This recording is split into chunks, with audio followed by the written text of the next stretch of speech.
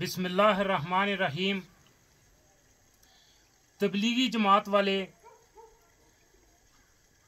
अल्लाह इनके बुज़ुर्गों की कब्रों पर करोड़ों रहमतों का नुज़ूल फरमाए। उन्होंने जो इब्तिदा की थी उसकी वजह से करोड़ों लोगों के दिलों में इन्होंने रोशनी बखेरी है।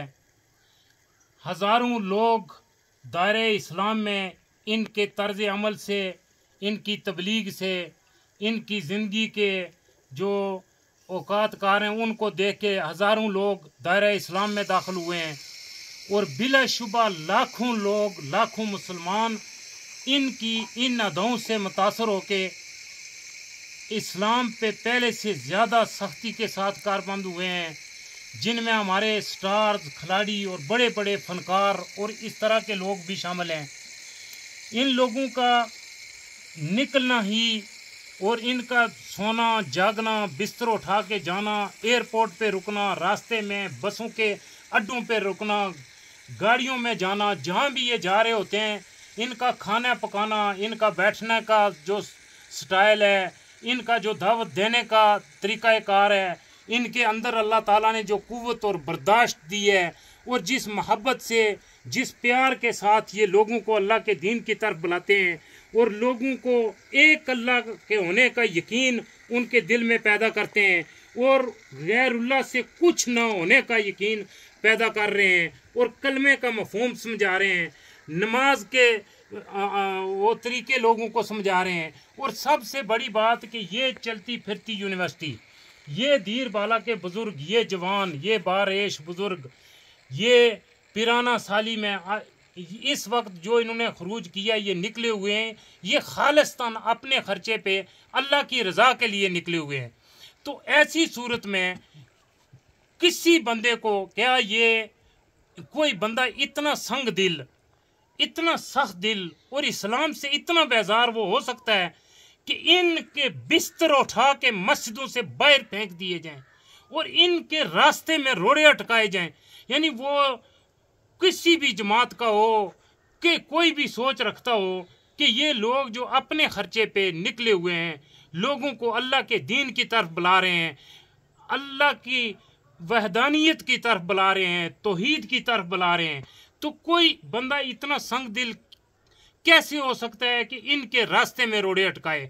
हत्ता कि ये बात यानी मैं उसके लिए मैं ये तहदीस नियामत के तौर पे ही बयान कर रहा हूँ कि गुज़श्ता साल माजी में ऐसा भी हुआ कि मेरे इलाके के कुछ लोग मेरे ख़िलाफ़ थाने तक पहुँच गए कि भाई ये तबलीगी जमात वालों को इधर मस्जिदों में वो उनके ठहरने का बंदोबस्त कर रहा है और थाने में बाकायदा पूरी इंतज़ामिया के सामने वहाँ यानी वो ये केस लेके पहुँच गए और मैंने वहाँ भी जाके एक बहुत यानी अच्छी वजाहत की, तबलीगी जमात वालों की वहाँ वकालत की और मैं थाने वालों को भी ये बात समझाई। वहाँ पूरा जो इंतज़ामिया, तहसील इंतज़ामिया थी, पूरी बैठी हुई थी। यानी ये कोई 1.5 साल पहले की बात है।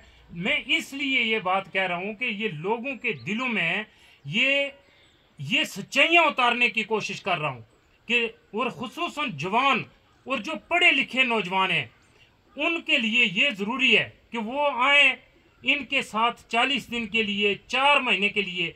जवानों देखें, ये एक मोबाइल चलती फिरती यूनिवर्सिटी है, ये यूनिवर्सिटी है। ये बाबा जी जो पीछे बैठे हुए हैं 80 साल के, वो 85 साल के, ये 70 साल के, ये चलती फिरती यूनिवर्सिटी है। ये जब तबलीग कर रहे होते हैं, कोई बयान कर रहे होते हैं, तो ये सबसे पहले अपने आप से मुखातब होते हैं, यानी ये अपने आप को खिताब कर रहे होते हैं।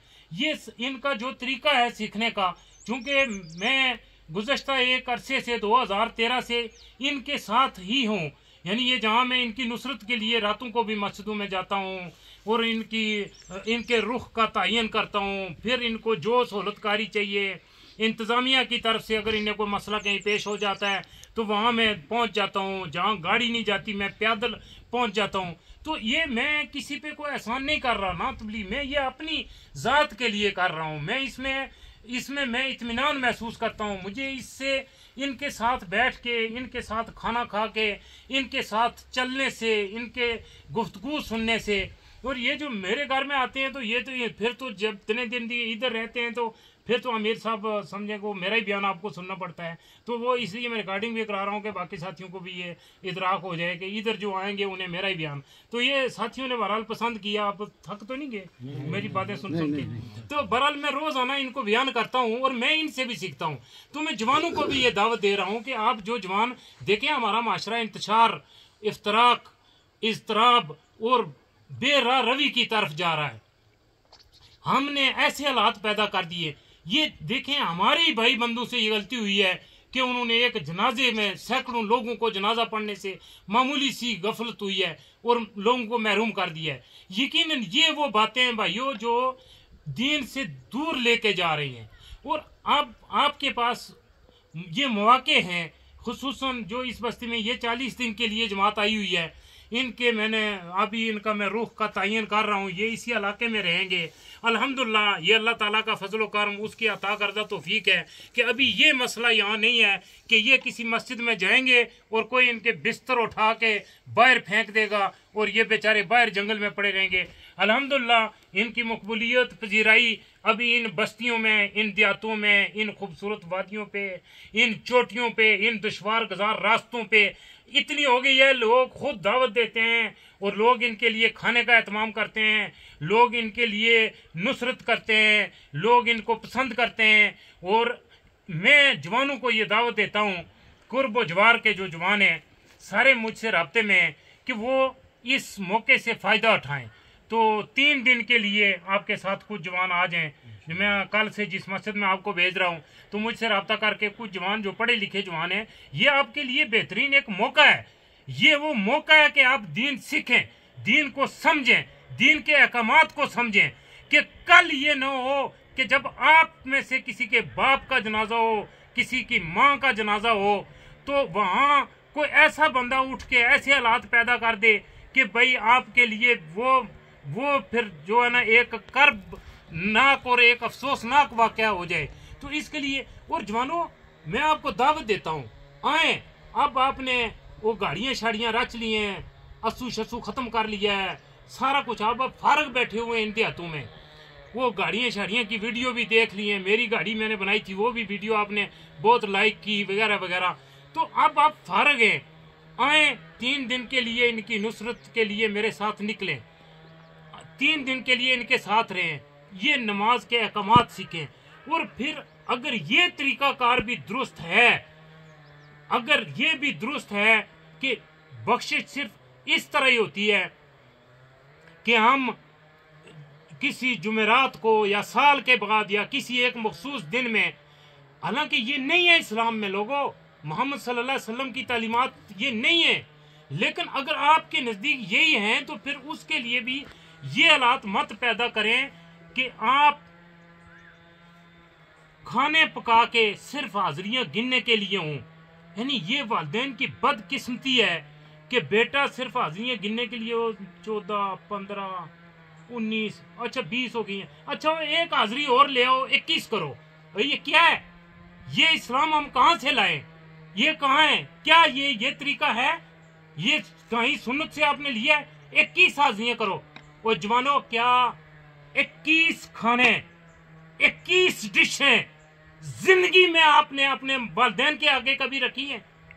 देखिए, मैं भी इसी माशरे में, आप भी रहते हैं, यहाँ हालात जितनी मैं गुफ्तगू कर रहा हूं उससे ज्यादा खराब है कि आपने अपने बूढ़े वालिदैन के लिए कभी 21 खाने एक वक्त में रखे। और अब क्या हो गया कि उनके मरने के बाद आप उनके लिए 21 खाने रख रहे हैं कि जिनकी खा खा के तूंदे निकली हुई हैं। और आपके वालिदैन इस तरह ऐश व आराम से और आसाइश से इस दुनिया में नहीं रहे, ये सबको पता है। मैं भी ये जानता हूं, आप भी ये बात जानते हैं और इसको तस्लीम भी करते हैं कि ये जवानों, ये जो खाने हैं ना 21, इनको बेहतरीन इसी तरह डिशों में सजा के और डिशों के ऊपर रुमाल रख के बेहतरीन इसी तरह बूढ़े वालिदैन को दें। ये सर्दी का मौसम है, उनके लिए बेहतरीन कमरों का इंतज़ाम करें, उनके लिए नए बिस्तरों को, मैं जाता हूँ देहातों में, लोगों की अयादत के लिए जाता हूँ, मैं रोज़ाना लोगों में होता हूँ। मैं जब तक रोज़ाना कोई 20-30 लोगों से मिलूँ ना तो मैं उस दिन सुकून में रहता ही नहीं। मुझे लोगों में मिलना, बैठना, गुफ्तगू करना, लोगों से सीखना सिखाना अच्छा लगता है। लेकिन मैं जो ये देहातों में चीज़ नोट कर रहा हूँ, वालिदैन की खिदमत का हक क्या अदा, उनका गुजारा ही नहीं हो रहा। और हालात सख्त ख़राब हैं कि एक माँ और एक बाप ने वो 10-10 बच्चे पैदा किए और उनकी तालीम तरबियत की और उनको एक दिन का, फिर साल का, फिर 10 साल का उनको पाला। और वो 10-8 बच्चे मिल के एक वालिद को नहीं संभाल सकते। हत्ता कि ऐसे, चूंकि मैं लोगों के जिरगों में भी जाता हूँ, वो लोगों के मामलात को देखता हूँ, हालात ऐसे अब माशरे हमारे में पैदा हो गए हैं कि बेटे ये गुफ्तगू करने के लिए तैयार हो जाते हैं कि एक महीना माँ मेरे साथ रहेगी और एक महीना तेरे साथ रहेगी। और जिस वक्त इस माँ ने 8 बच्चों को जन्म दे के खून जिगर पिला के 9 महीने इनका बोझ उठा के और इनको जन्म दिया, खून जिगर पिलाया, इनको पाला, और अब ये जब शेर जवान हो गए, इनका दिमाग इल्म से भरा हुआ है, इनकी जेबें पैसों से भरी हुई हैं, तो ये क्या 8 बच्चे मिल के अपनी माँ को नहीं संभाल सकते? और फिर ये संभालने का अगर वो तरीका भी दुरुस्त है तो उस पे भी आपकी, मैं किसी पे को उस पे रोक नहीं लगा रहा। देखें, मेरा मौकफ यही है लोगों कि किसी को ये हक नहीं पहुंचता। कोई बंदा शऊरी तौर पर एक तरीके को अख्तियार करता है तो किसी दूसरे को कोई हक नहीं पहुंचता कि उसको जोर जबरदस्ती रोके, या कोई ये दावा करे कि मैं जो बयानिया पेश कर रहा हूँ वही दुनिया आखिरत में कामयाबी का है, दूसरे का बयानिया जहन्नम में ले जाने वाला है। नहीं, ये नहीं, ये माशरे को तकसीम करने वाली बात है। ठीक है, मैं एक चीज़ समझ रहा हूँ, मुझे एक हुदूद व क़यूद के अंदर रहकर उसकी तबलीग करने की पूरी इजाज़त आज़ादी होनी चाहिए। मुझे जहाँ मैं अपनी ज़मीन खरीद कर अपने पैसे खर्च करके मैं मस्जिद बनाना चाहूँ, मुझे वहाँ कोई ना रोके, किसी को रोकने का कोई हक नहीं। मैं तबलीगी जमात को जहाँ इनकी मेज़बानी करूँ, जहाँ ठहराऊँ, किसी को मुझ पे आवाज़ कसने की कोई हक नहीं। लेकिन लोगों, इसके लिए समझने की ज़रूरत है, इन लोगों को समझने की ज़रूरत है, इस दीन को समझने की ज़रूरत है। हम ये नहीं कि हम जन्नत और दोज़ख के सर्टिफिकेट तकसीम करते फिरें। हम ये कहें कि अगर आपने मस्जिद बनानी है आप पैसे हमें दें, चंदा दें, हम मस्जिद बना के देंगे। नहीं, क्यों आप मस्जिद बना के देंगे? मैं अपने अल्लाह को राज़ी करने की तौफीक, खुद वो तौफीक बिल्ला मैं क्यों ना हासिल करूं? मेरे जानने वाले, मेरे अजीज़ व अकारब क्यों ना हासिल करें? आप मस्जिद खुद बनाएं, अपने पैसों से अपने महलों में खुद मस्जिदें बनाएं, दूसरों के मोहताज न हो जाएं। आप अपने वालिदैन के लिए खुद दुआ करें, अल्लाह से गिड़गिड़ाएं, कुरान खानी खुद करें।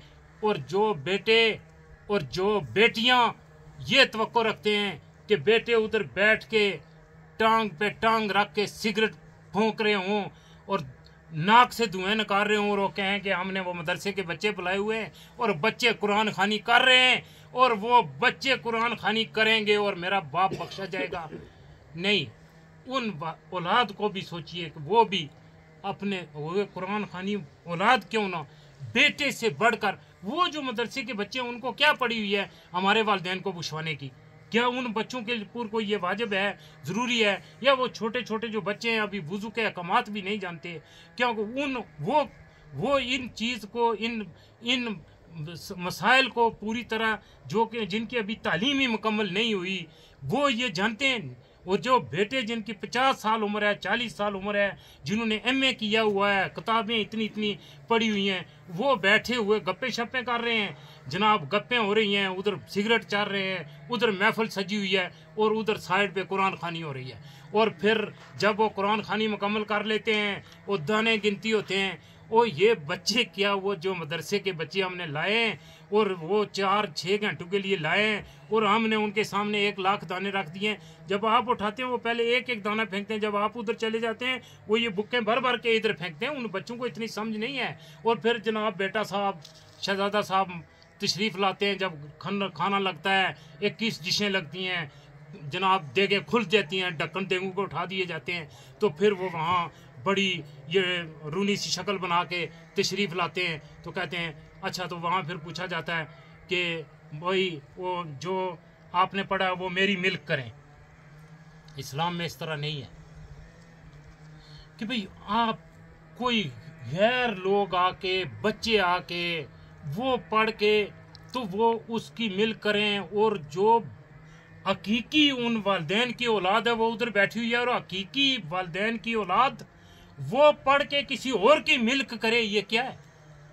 क्या है ये? यही दीन है अमीर साहब कि वो मिल्क करे और फिर वो दुआ करेगा, और फिर यानी वो बंदा ये औलाद और अल्लाह के दरमियान में उन वालिदैन की बख्शिश के लिए एडवाइजर हो गया ना फिर, यानी वो एडवाइजरी कर रहा है, यानी अल्लाह, यानी हमारी, यानी ये अकीदा इसमें ये है, इसमें नुक्ता बारीक है जो वो ये है कि अल्लाह हमारी नहीं सुनता, हम पढ़ के वो बंदे को देते हैं, फिर वो बंदे की अल्लाह सुनता है, फिर वो अल्लाह को पहुंचाता है, और फिर नहीं, मैं अपनी वालदा के लिए खुद दुआ करूं, मैं खुद कुरान खानियाँ करूं, जो दुख मेरे दिल के अंदर अपनी वालदा का है, जो मोहब्बत मेरे दिल के अंदर अपनी माँ के लिए है, मैं रातों को उठूं, मैं ज़ारो कतार रोऊं अपने रब के आगे, और फिर मैं अपनी वालदा के लिए दुआ करूं, तो वो दुआ ज़्यादा कबूल होगी कि मैं ये भाई साहब को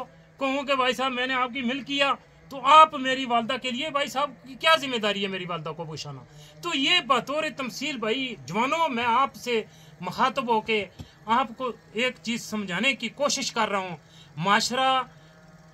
माशरे का रुख किसी और तरफ हो गया है, हालात किसी और तरफ जा रहे हैं, और ये किसी एक न जमात का मसला है कि न किसी एक फर्द का मसला है, न किसी एक गांव का मसला है, ये बहसीत मुजमुई हम सब का मसला है, और हम सब को अपनी अपनी जिम्मेदारी का इदराक करना होगा, और अपनी जिम्मेदारी खुद उठानी होगी, और हमें खुद दीन के लिए मेहनत करनी होगी।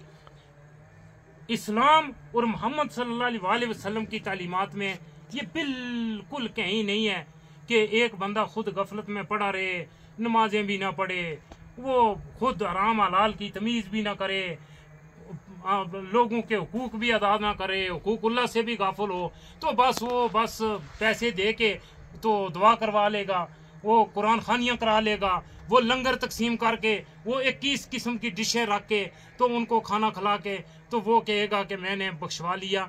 ये नहीं, आप इसके लिए आपको खुद मेहनत करनी पड़ेगी, खुद अल्लाह से तल्लक बिल्ला मजबूत करना पड़ेगा, अल्लाह से तल्लक हर बंदे को मजबूत करना पड़ेगा, और वो तल्लक मजबूत करके वो खुद अपने लिए और अपने वालिदैन के लिए अल्लाह से मांगेगा, और अल्लाह ताला सब की सुनता है, वो सब का रब है, वो गुनहगारों का भी रब है, वो परहेजगारों का भी रब है, वो गरीबों का भी रब है, अमीरों का भी रब है, वो पढ़े लिखों का भी रब है, वो अनपढ़ों का भी रब है, वो सब का है, वो सब की सुनता है, और जिस जबान में वो पुकारते हैं सुनता है, और जब पुकारते हैं वो सुनता है, वो रात को भी सुनता है, दिन को भी सुनता है, वो मुश्किल में भी सुनता है, आसानी में भी सुनता है। अब जिस हालत में हैं वो आप अल्लाह को पुकारें, और एक अल्लाह के होने का यकीन अपने दिलों के अंदर पैदा कर दें। वमा तौफीक इल्ला बिल्लाह।